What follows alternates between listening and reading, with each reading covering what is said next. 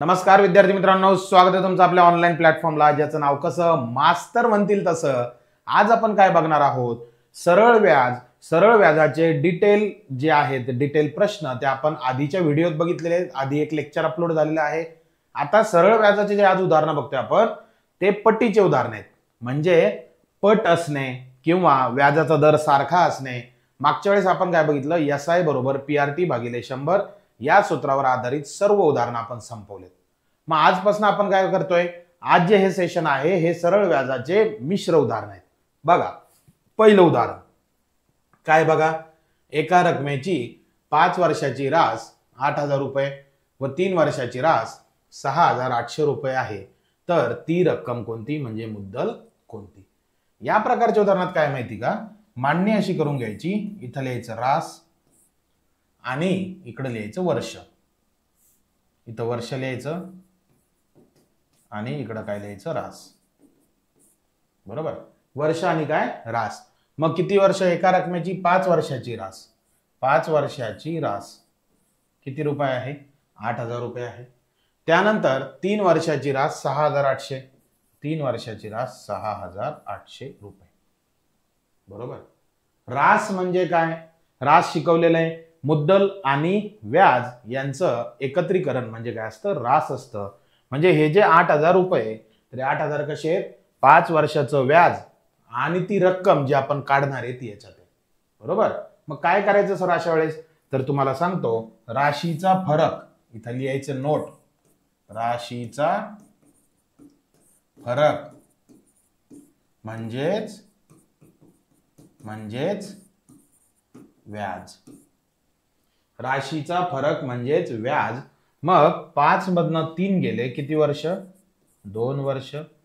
आणि 8,000तनं 6,800 गेले, 0 0. 10तनं 8 गेले 2, 8तनं 7 गेला 1, 1,200 रुपये. समजून घ्या. 2 वर्ष 1,200 रुपये. याचा अर्थ काय माहितीये? याचा अर्थ हा की 2 वर्षात 1,200 रुपये कोणतं व्याज? सरळ व्याज. 2 वर्षात 1,200 रुपये सरळ व्याज. मग 2 वर्षात 1,200 रुपये म्हणून 1 वर्षात किती रुपये? त्याच्या अर्ध 600 रुपये. 1 वर्षात किती रुपये? 600 रुपये.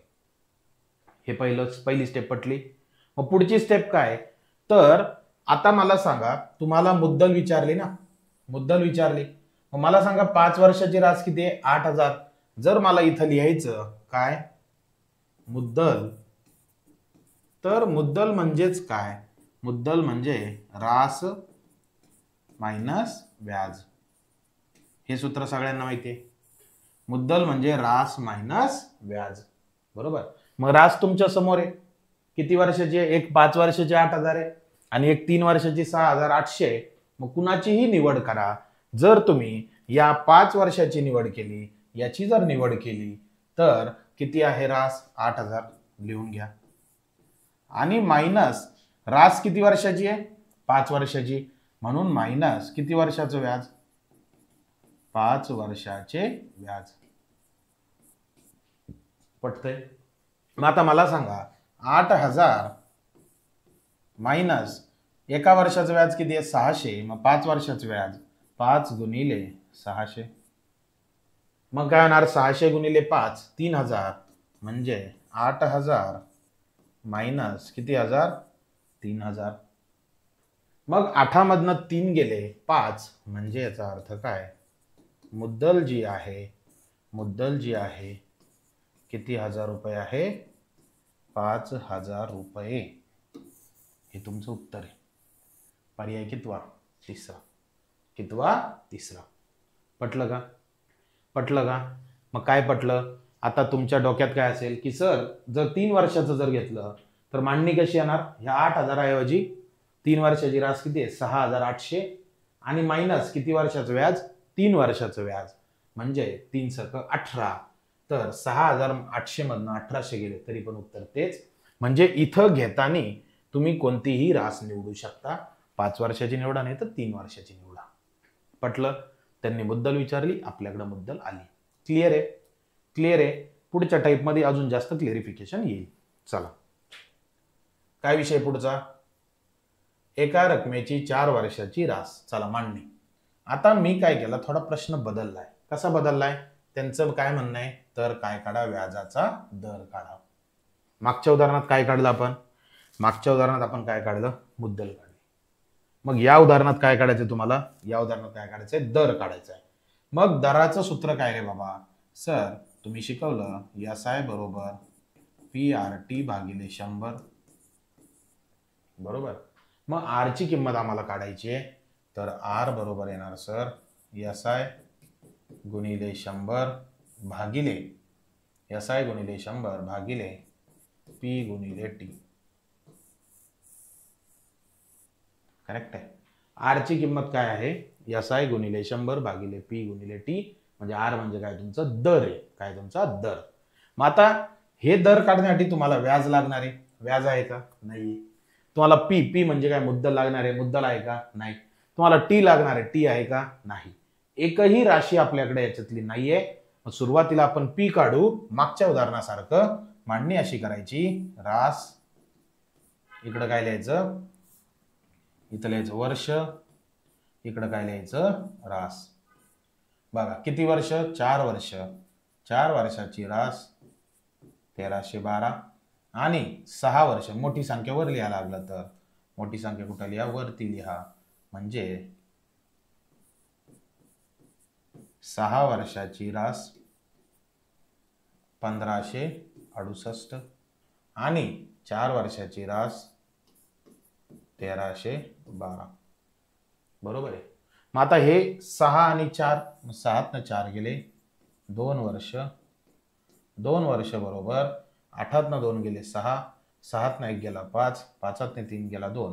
म्हणजेच 2 वर्षात किती रुपये? 256 रुपये. करेक्ट आहे. मग 2 वर्षाचे 256 रुपये काय? इथं लिहायचं 2 वर्षाचे कोणते व्याज? सरळ व्याज. किती आलं? 256 रुपये. म्हणून हे 3 टिंब म्हणून 1 वर्ष 256 4 दे किती रुपये? 128 रुपये. 2 वर्षाचे 256, 256 4 दे 128. एका वर्षाचं किती आलं? 128 रुपये. हे पटलं? पहिली स्टेप पटली.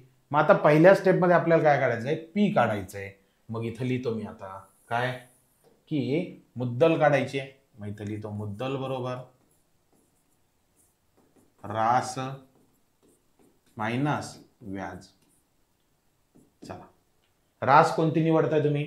सर 6 वर्षाची निवडली तर 6 न गुणावं लागेल. मग आपण काय करू? 4 वर्षाची निवडू. म्हणजे रास जर तुम्ही 1312 निवडली, ही 4 वर्षाची, तर मायनस किती वर्षाचं व्याज? 4 वर्षाचे व्याज. कारण हा आकडा 1312 4 वर्षाचा आहे. मग काय करायचं? 1312 मायनस 4 वर्षाचं व्याज, एका वर्षाचं 128, 4 गुणिले 128. काय येणार मग सोडवायला? 1312 वजा 512. 128 ला जर 4 न गुणलं तर किती येणार? 512. वजा बाकी करून घेऊया. चला, 2 न 2 गेला 0, 1 न 1 गेला 0, 3 न 5 जात नाही, 10 न 3 13 न 5 गेले 8. म्हणजे किती रुपये? 800 रुपये. काय आलं तुमचं? P आलं. किती आलं? P 800 रुपये. पटलं का? यस और नो? यस. मग आता त्यांचं काय म्हणणं आहे, तर व्याजाचा दर काढा. व्याजाचा दर जर तुम्हाला काढायचा आहे तर तुमचं P 800 आलंय. किती आहे? 800. T किती आहे? दिलेलं आहे. व्याज किती आहे? दिलेलं आहे. किंवा अजून काय करता येईल, की 1312 तुमची रास आहे. 1312 काय? रास आहे. किंवा याच्यात ठेवून द्या आता व्याज किती. मग जर आता T बघा बरं का, T जर 1 वर्ष घेतला, किती वर्ष? 1 वर्ष, तर ऑलरेडी व्याज आलेलं आहे. मला सांगा SI चं सूत्र काय? सर R चं सूत्र आहे. R चं सूत्र आहे SI गुणिले 100 भागिले P गुणिले T. बरोबर. मग SI SI म्हणजे व्याज 1 वर्षाचे घेऊ, 1 वर्षाचे घेऊ, म्हणजेच याचा अर्थ टी ची किंमत किती, 1 वर्ष. बघा बरं का, व्याज 1 वर्षाचं घेऊ म्हणजे SI ऑलरेडी आलं किती 128 आणि टी 1 वर्ष, मग किंमत ठेवून द्या सूत्रात. R बरोबर SI ची किंमत किती आहे व्याजाची, व्याजाची किंमत 128 गुणिले 100 भागिले पी ची किंमत आपण काढली 800 रुपये आणि गुणिले टी किती 1 वर्ष. बरोबर, काटाकाटी करा, 0 गेला 0 गेला 0 गेला 0 गेला, म्हणजे R ची किंमत 128 भागिले 8. R ची किंमत 128 भागिले 8. मग आता सोडवायचं आपल्याला, जर 128 ला 8 न भागलं तर R ची किंमत येणार किती टक्के, 16%. हे तुमचं उत्तर असणार आहे, जे की आहे पर्याय चौथा. करेक्ट आहे. मागील उदाहरणात या उदाहरणात काय फरक होता, मागील उदाहरण आपण P पर्यंत काढलं, इथपर्यंत मागचं उदाहरण होतं. हे निळ्या पेनानं जे लिहिलंय ते पुढचं आहे, तुम्हाला काय विचारलेलं आहे, R विचारलेलं आहे. पटलं, डोक्यात गेलं नसेल जरी गेलं तर अनलिमिटेड व्ह्यूज आहेत आपल्याला, काय करायचं, थांबून त्याला बघायचं. चलायच पुढे मग, चलिए नेक्स्ट. एका रकमेची 3 वर्षात सरळ व्याजाने 966 रुपये रास होते, 5.5 वर्षात 1071 रुपये रास होते, तर ती रक्कम कोणती. मांडणी अशी करायची, 5.5 वर्ष बरोबर किती 1071 रुपये,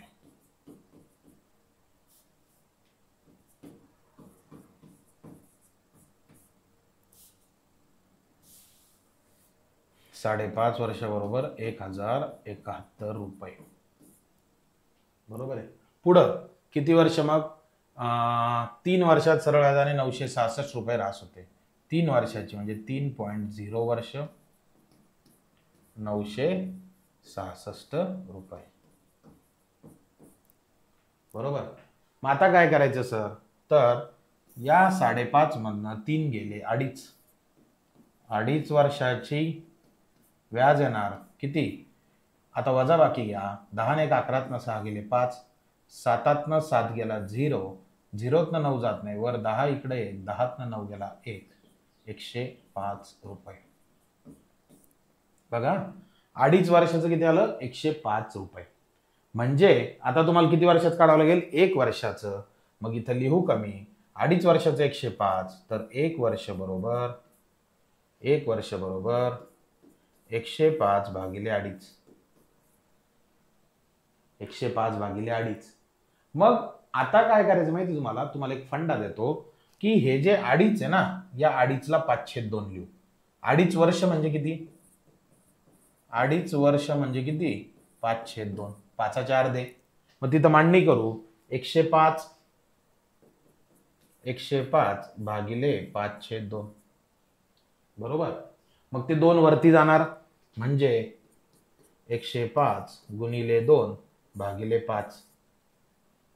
105 ला 5 न भागलं किती येतं, 5 1 5, 5 1 5, 5 2 10, 5 1 5 21.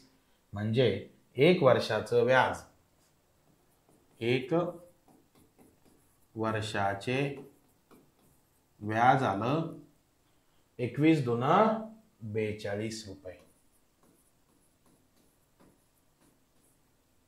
1 वर्षाचं व्याज किती आलं, 42 रुपये. मग आता पुढं काय विषय, तर ती रक्कम विचारली ना, मग आपण काय करू, सोपं कोणतं राहील आपल्याला, सोपं राहील हे घेणं.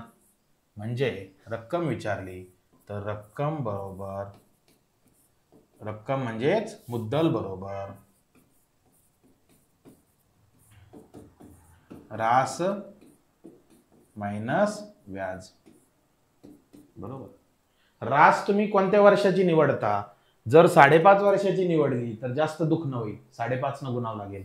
मग 3 वर्षाची निवडायची, म्हणजे रास आहे 966 जी की 3 वर्षाची आहे, आणि मायनस व्याज किती वर्षाचं, 3 वर्षाचं व्याज. बरोबर. मग काय करायचं, 966 मायनस 3 गुणिले 42, मग हे काय होणार 966 मायनस 3 दून 6 3 चौक 12. 966 मधनं किती काढायचे 126 काढायचे. मग मुद्दल किती येणार मुद्दल ज्याला काय म्हणतात प्रिन्सिपल 6 6 गेला 0 7 2 गेला 4 9 1 गेला 8 840 रुपये 840 रुपये. पटलं डोक्यात गेलं नक्की यस और नो यस गेलंच पाहिजे. चालायचं पुढे मग नक्की. चलिए नेक्स्ट काय विषय पुढचा एका रकमेची 2 वर्षाची रास सरळ व्याजाचा दर काढा. आत्ता जे मागे शिकलो तसं सोडवायचंय सोपं आहे. त्यानंतर 3 वर्षात 806 तर व्याजाचा दर काय आणि 4 वर्षात 858. चला याला सोडवूया पटापट. आता फास्ट करायचं. काय लिहायचं 4 वर्ष बरोबर 858 पुढं 3 वर्ष बरोबर किती 806 फरक घ्या. मग 1 वर्षाचं व्याज 1 वर्षाचे व्याज किती येणार 8 6 गेले 2 5 0 गेलं 5 52. 1 वर्षाचं व्याज 52 म्हणजे याचा अर्थ काय टी ची किंमत आली 1 वर्ष एस आय म्हणजे व्याजची किंमत आली किती 52. क्लिअर एस आयची किंमत 52 आली. पण आता तुम्हाला काय पी ची किंमत काढायची आहे. मग इथं लिहितो मुद्दल बरोबर रास मायनस व्याज. मुद्दल बरोबर रास मायनस व्याज. मग रास किती आहे 858 मायनस बरोबर 858 निवडली 4 वर्षाची म्हणजे व्याज किती वर्षात घ्यावं लागेल 4 वर्षाचे व्याज. ओके मग काय होणार इथं लिहायचं मुद्दल बरोबर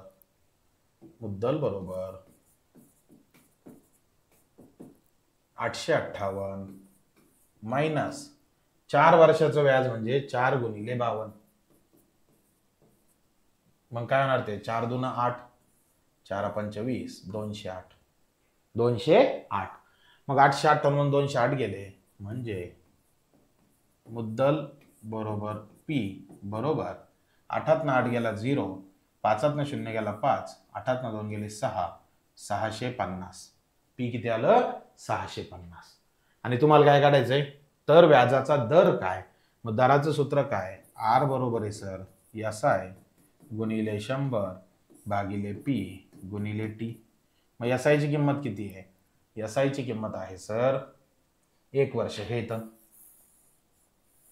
एस आय आहे 52 गुणिले 100 भागिले पी ची किंमत किती आहे पी म्हणजे मुद्दल जे आहे 650 गुणिले टी म्हणजे काय वर्ष किती 1 वर्ष. मग काय होणार 0 जाणार. मग हे काय होणार 52 गुणिले 10 भागिले 65. 52 आणि 65 ला 13 ने भाग जातो 13 चौक 52 13 पाची 65 5 1 5 5 2 10 म्हणजेच आर बरोबर 4 गुणिले 2 आर ची किंमत 4 दून किती टक्के 8%. किती टक्के 8% म्हणजेच पर्याय कितवा चौथा.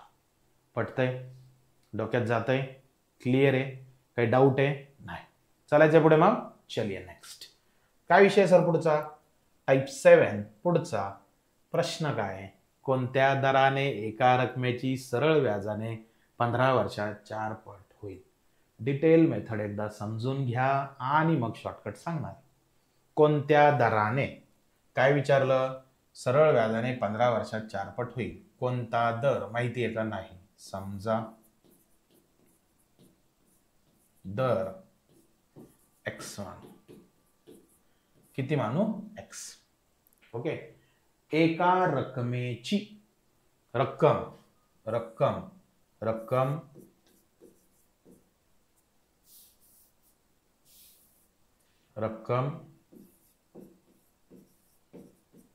बरोबर पी बरोबर 100 मानू. किती मानू 100.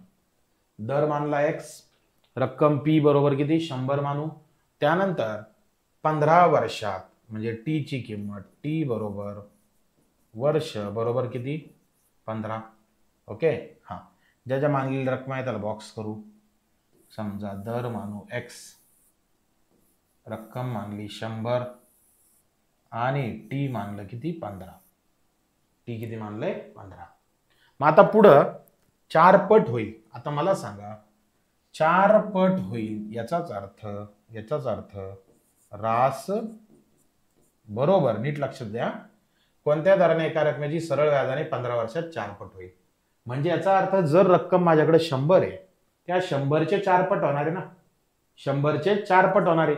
100 रुपये तर मी घेतले, 100चे 4 पट म्हणजे 400, तर रास आली तुमची 400 रुपये.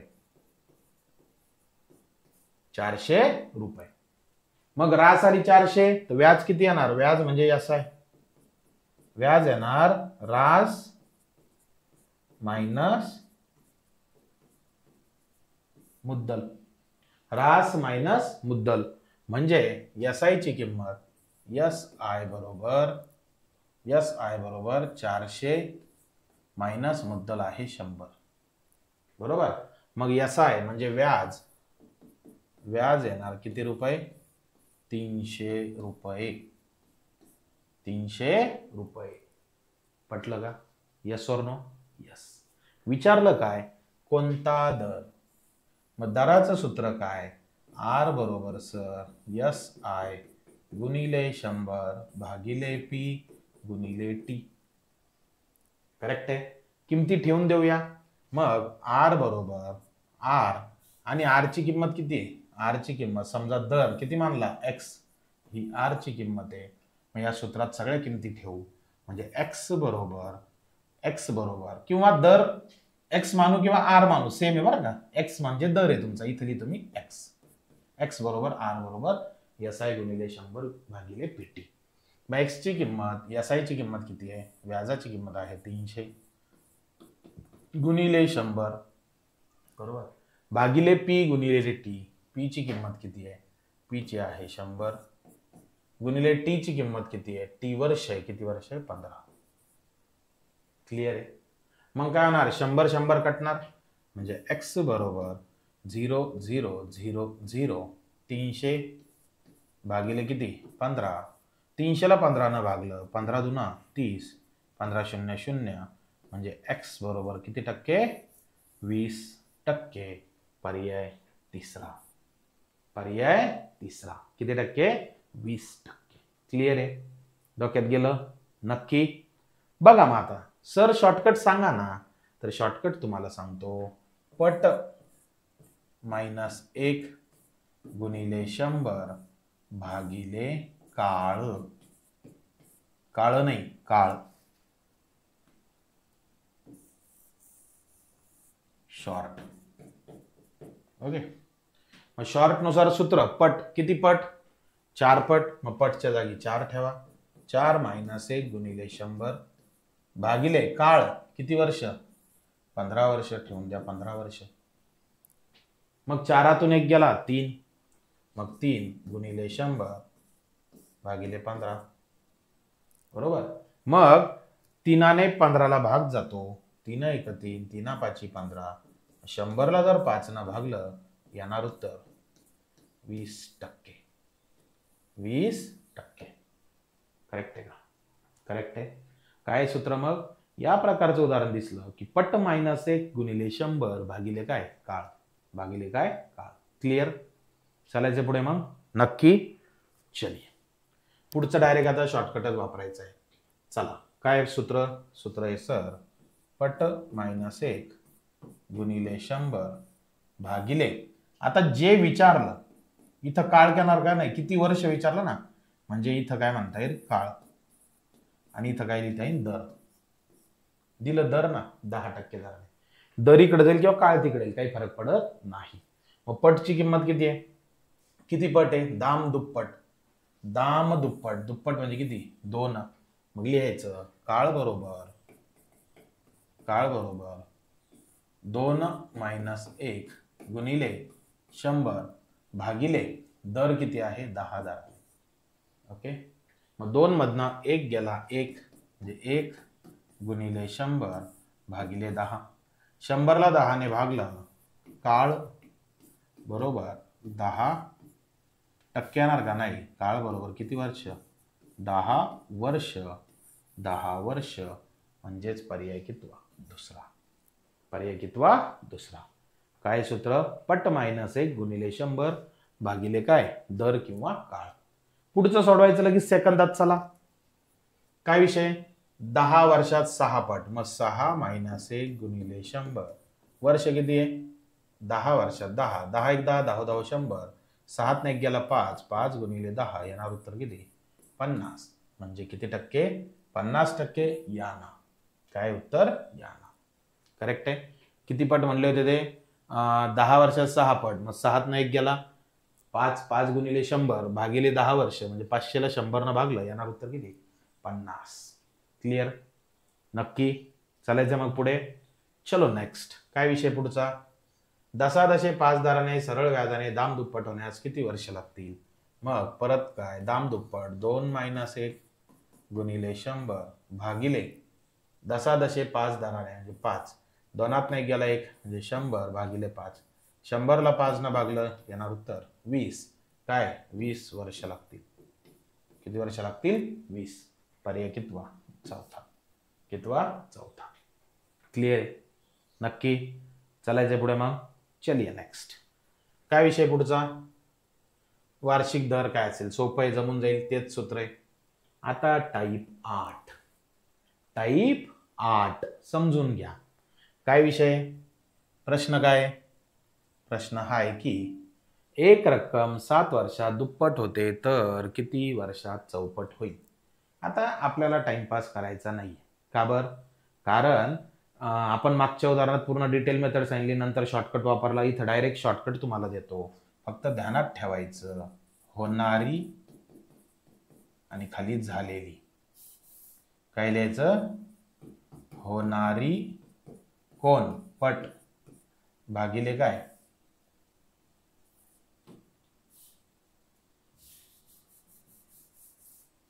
भागिले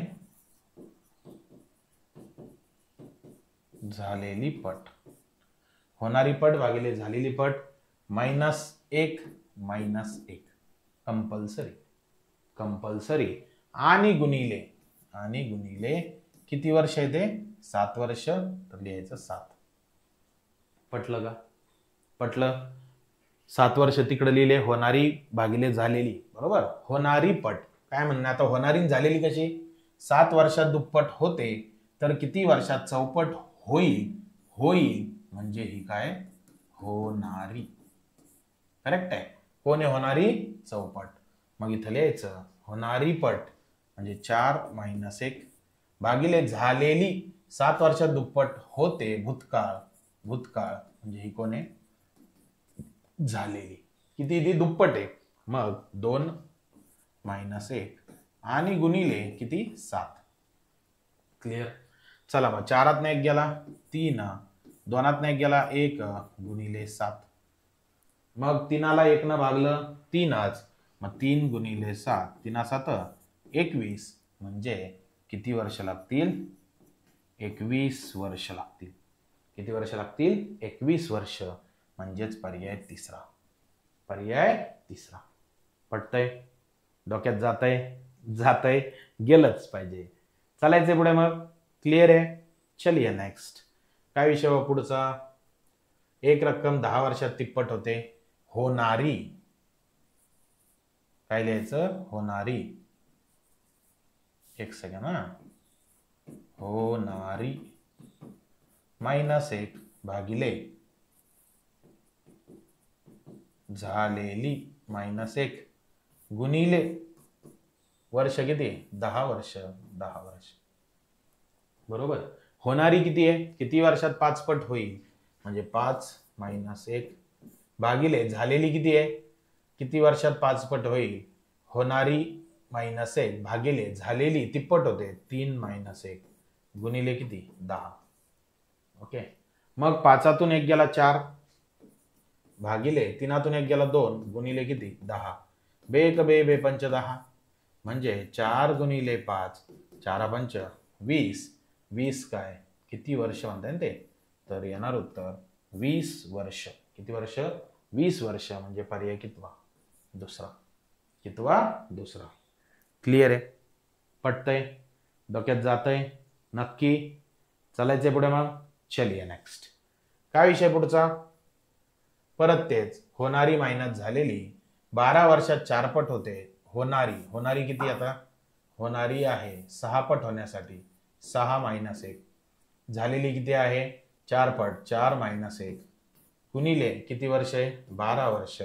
6 तून 1 गेला 5, 4 तून 1 गेला 3 गुणिले 12, 3 चौक 12, मग 5 गुणिले 4, 5 चौक 20 वर्ष. किती वर्ष? 20 वर्ष. पर्याय तिसरा. पर्याय तिसरा. क्लिअर? काही डाऊट आहे? नक्की? चालायचंय मग पुढे? चलिए नेक्स्ट. काय विषय पुढचा? टाइप 9. टाइप 9 बघायचंय मग. चलो, क्या विषय भाई आगे का? 1000 रुपयाचे काही दराने 3 वर्षाचे सरळ व्याज 150 रुपये होते, तर त्याच दराने 700 रुपयाचे 5 वर्षाचे सरळ व्याज किती रुपये होईल?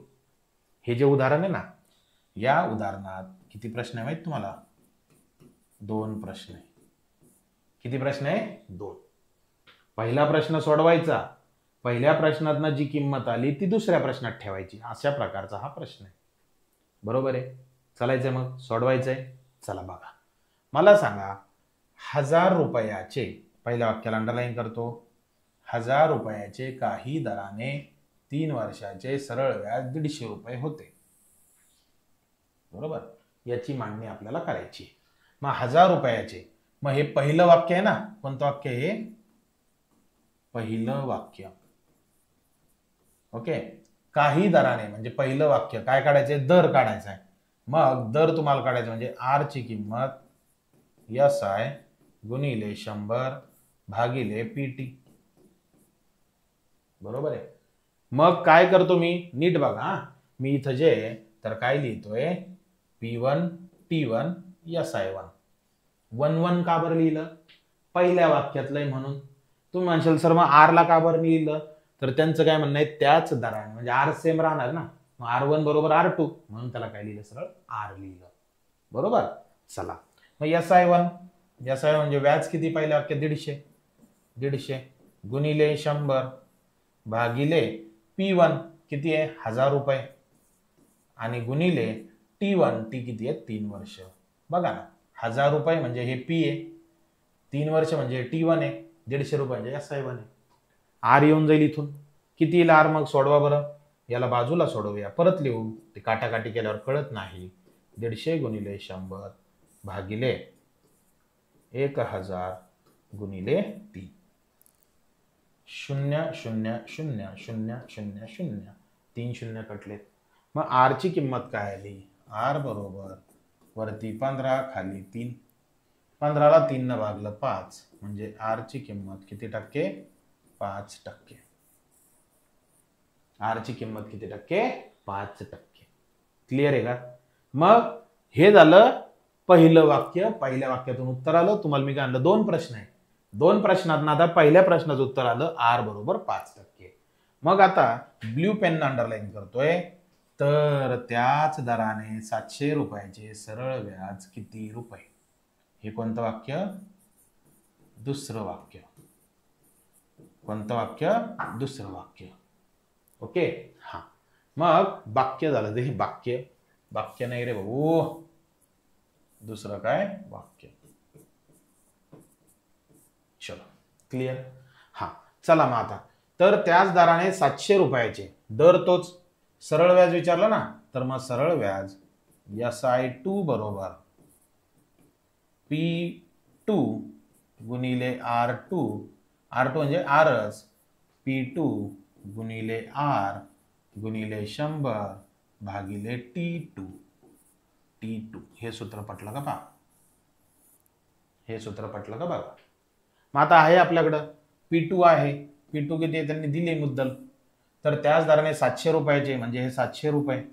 दुसऱ्या वाक्यातल्या किमती घेणं चालू आहे. आर पहिल्याच वाक्यातले 5 काढला आपण, 100 दशाला तसं, आणि भागिले किती? T2 दुसरं वर्ष किती आहे? 5 वर्ष. बरोबर?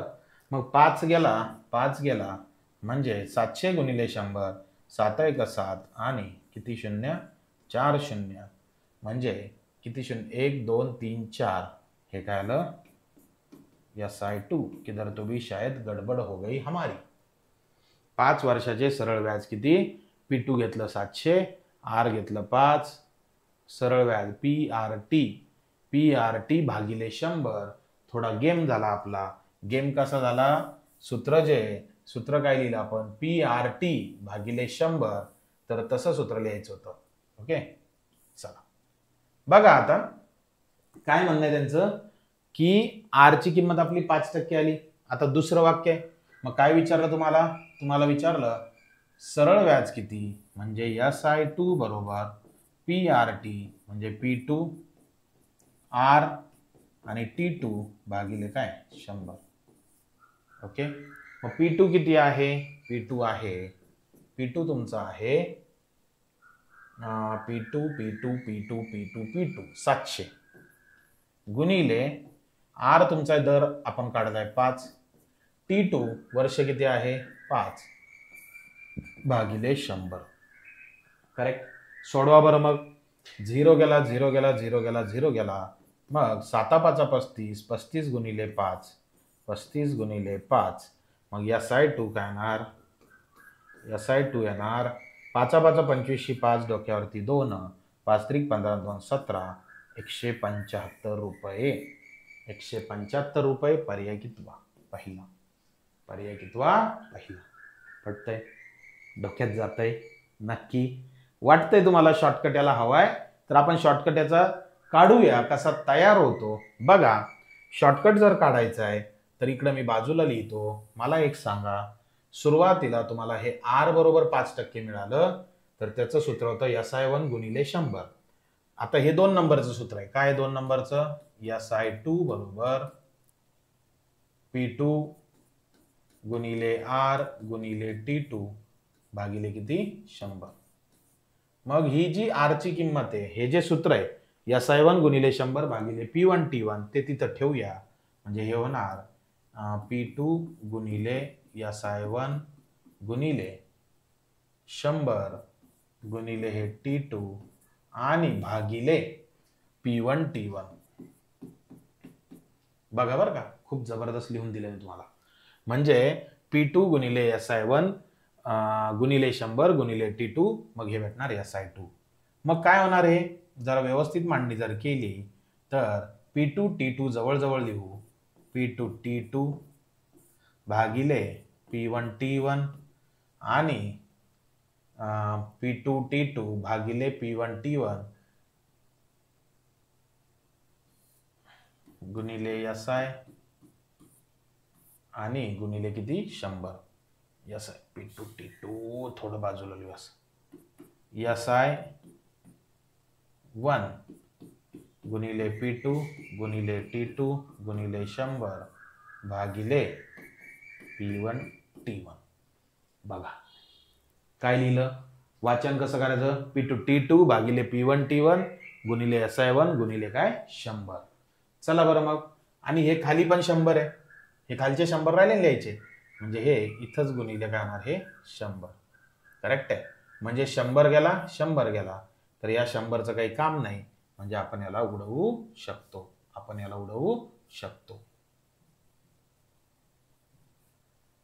इसको हम उड़ा देंगे डायरेक्टली। चलो क्या बन गया सूत्र फिर सर सूत्र झालं जर आपल्याला व्याज काढायचे तर सरळ P2 T2 भागिले P1 T1 आणि गुणिले काय SI क्लियर सूत्र कळालं का मग सूत्रामध्ये किमती ठेवायच्या का चला बरं मग P2 म्हणजे 2 नंबरच्या वाक्यातले पैसे किती आहे 700 T2 म्हणजे 2 नंबरच्या वाक्यातलं वर्ष किती आहे 5 P1 म्हणजे पहिल्या वाक्यातलं पैसे किती आहे 1000 त्याच्यानंतर T1 म्हणजे पहिल्या वाक्यातलं वर्ष किती आहे 3 आणि गुणिले SI पहिल्या वाक्यात दिलं किती व्याज आहे 150 गुणिले 150। ओके सोडवा बरं 0 0 0 0 5 1 5 5 2 10 मग काय राहिलं बघा 7 गुणिले 150 भागिले खाली राहिलं 2 गुणिले 3 बरोबर। मग आता बे एक बे, बे 75 150, 3 एक 3, 3 25 75, राहिलंच काय 7 गुणिले 25, 25 5 125, 25 सक 150, 25 7 75 नासे 175, पर्याय पहिला. कळाला शॉर्टकट? शॉर्टकट कळाला? मग इथं मोकळं लिहून देतो मी. या प्रकारच्या उदाहरणात काय शॉर्टकट आहे? शॉर्टकट हा आहे की P2 T2 गुणी P2 T2 भागिले P1 T1 गुणिले व्याज. करेक्ट आहे? मग 2 वाला काय दुसऱ्या वाक्यातले आणि 1 वाला काय पहिल्या वाक्यातलं. P2 T2 भागिले P1 T1 गुणिले काय व्याज. क्लिअर आहे? क्लिअर आहे? पटतंय? डोक्यात जातंय? नक्की. चालायचे पुढे मग. चलिए नेक्स्ट. सेम तसंच उदाहरण सोडवायचंय शॉर्टकट ना. मला एक सांगा काय म्हणणं आहे, किती रुपये होईल? तर लिहा सूत्र. सूत्र काय सांगा? P2 T2 P1 T1 गुणिले व्याज. ओके. हा, मग P2 म्हणजे दुसऱ्या वाक्यातले, तर हे दुसरं वाक्य. मग चला, हे झालं P2 1500, 4 वर्ष म्हणजे हे झालं T2. बरं, हे पहिल्या वाक्यातलं म्हणजे T1 आणि 200 रुपये होते म्हणजे हे काय व्याज आहे. आणि इकडं काय दिलं 1200 रुपये, हे P1. झालं रे भाऊ, झालं. मांडणी करायची. मांडणी कशी करणार मास्तर? P2 ची किंमत 1500 गुणिले T2 ची किंमत 4 वर्ष भागिले P1 ची किंमत 1200 गुणिले T1 ची किंमत 2 गुणिले व्याज आहे किती 200. बरोबर. सोडवा बरं याला. 0 गेला 0 गेला 0 गेला 0 गेला. मग हे होणार सर 15 गुणिले 4 गुणिले 200 भागिले 12 गुणिले 2. करेक्ट. चला मग काय होणार सर? बे एक बे, बे 100 200, त्यानंतर 4 एक 4, 4 त्रिक 12. मग हे होणार सर 15 गुणिले 100 भागिले 3. परत 3ने 15ला भाग जातो. 3 एक 3, 3 5 15, म्हणजेच 5 गुणिले 100. 100ला 5 न गुणलं किती रुपये? 500 रुपये. किती व्याज होतं? 500 रुपये. म्हणजेच पर्याय चौथा. पर्याय चौथा. मग काय कळालं? P2 T2 भागिले P1 T1 गुणिले काय 100. चलने का आगे? नक्की. चलिए नेक्स्ट. काय विषय बा पुढचा? परत तेच. चला मग मांडणी करा. 1200 रुपये म्हणजे P2, हे झालं T2, हे झालं P1, हे झालं T1, हे झालं व्याज. बरोबर आहे. मग काय होणार? P1 P2 T2 म्हणजे 1200 डायरेक्ट लिहितो आता. P2 T2 म्हणजे 6 गुणिले व्याज किती आहे 100 भागिले P1 500 गुणिले 4. क्लिअर? हा. मग काय होणार? 0 0 0 0, 5 एक 5, 5 20 100, 4 एक 4, 4 25. फास्ट घेतोय मुद्दामून. 12 गुणिले 6 गुणिले 5. ओके. मग 12 सक 72 म्हणजे 72 गुणिले 5. 72ला 5 न गुणा. 5 दुना 10 0, डोक्यावर 1, 5 7 35 आणि 1 36. 360 रुपये. पर्याय कितवा? या ना. काय करा ना? या ना. पटतंय? जातंय डोक्यात जातंय? कळतंय? नक्की. चालायचंय पुढे मग. चलने काय आगे? चलिए नेक्स्ट. काय विषय बा पुढचा? तेच आहे, सोडवून घ्यायचं. सोपं आहे. टाइप 10. अभी टाइप 10 थोड़ा हमें चेंज करना है. चलो.